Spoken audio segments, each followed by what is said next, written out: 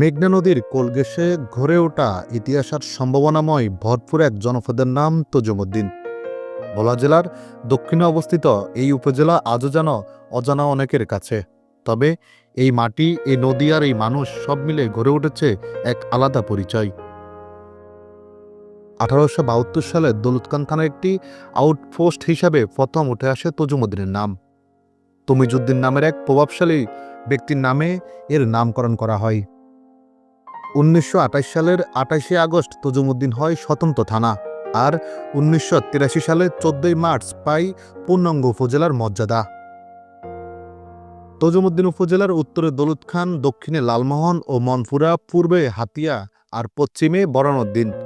এই চারপাশে নদী বেষ্টিত জনপদের আয়তন 5,1200.92 বর্গ কিলোমিটার।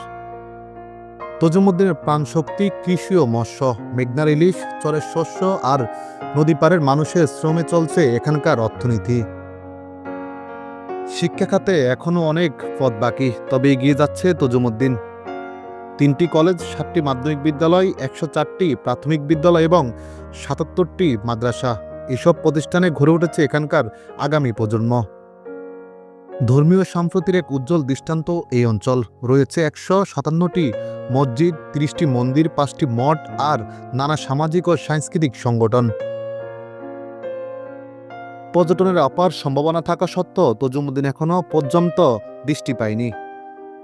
চরের দৃশ্য, নদীর ধারা আর পাখিদের ডাকে ভরা সকাল সবে অপেক্ষা করে উন্নয়নের ছোঁয়ার।